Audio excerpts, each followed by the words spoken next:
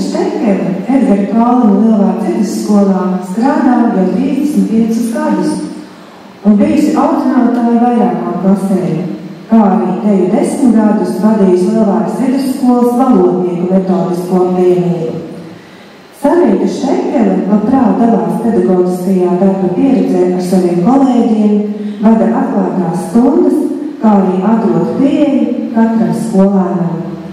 Skolotāji ieguvusi 2. pedagogu profesionālās kvalitātes pakāpi.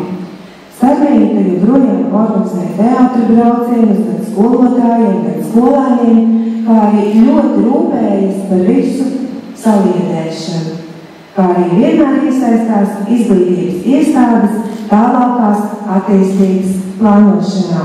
Lielvārdas novada dome lēmusi piešķirt Sarmītai Štekelei Lielvārdas novada pašvaldības apbalvojumu atzinību par ilgadēju un profesionālu ieguldījumu Edgara Kalniņa Lielvārdas vidusskolas attīstībā. Ļoti patīkami iet uz ielas satikt savējos skolēnus, un droši vien tas lielākais gandarījums ir par to, ka manējie reizēm saka tā, kāpēc es tevi kādreiz neklausīju. Paldies jums visiem par novēlējumiem, labajiem un par izturību. Mirdzes Tarvidas skolēnu skaits ir mērāms daudzos simtos. Vairāk nekā 10 gadus Mirdze Tarvida apzinīgi vadīs Lielvārdas vidusskolas valodnieku metodisko apvienību ITā. Katru gadu skolēni pēc literārā darba rakstīšanas un izlasīšanas raksta savu scenāriju un uzņem video. Skolotāji vienmēr uzrunājusi skolēnus piedalīties skatuves runas konkursos, domrakstu konkursos, kā arī Andreja Pumpara muzeja rīkotajos konkursos. Daudz skolēni ieguvuši godalgotas vietas latviešu valodas olimpiādēs. Pēdējos gados Mirdze Tarvida strādājusi gan kā pedagoga palīgs, gan arī ieguvusi speciālās izglītības skolotājas kvalifikāciju. Strādā ar izglītojumiem ar īpašām vajadzībām.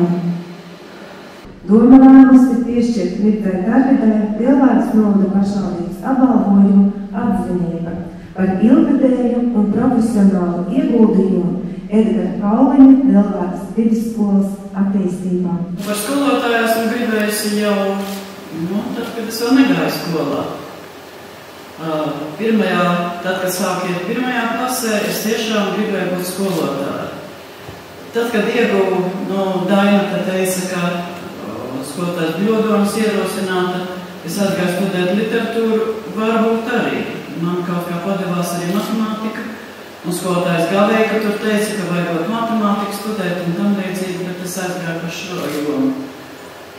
40 gadi šajā skolā un 11 gadi kā skolniecei, tā kā es esmu beigusi Lielvārdas vidusskolu. Ko man pateikt? Man ir tā, kad skolēni tos, ko es audzinu, un tos, ko es tā kā mācu, un ko es viņiem gribu ieaudzināt, atbildību pret savu dzīvi, pret visu tam to, kas apkārt notiek, mīlestību pret savu tautu, pret valodu, pret literatūru. Un tad man nāk prātā tāds teiciens. Kaut kā es gribu, lai viss ir kārtīgi un tādi apzinīgi cilvēki. Un tad viens no skolēniem teica, jūs domājat, ka jūsu audzēkņi neviens no ceļa nenoiet? Es saku, mēs gribētu cerēt, ka tā notiek, bet dzīve rāda kaut ko savādāk. Un ir bijušas man vairākas audzināmās klases.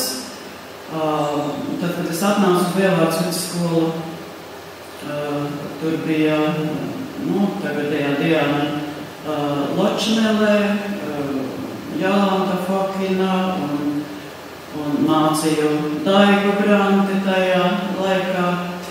Un pēc tam man vairākas audzināmās klases bijušas.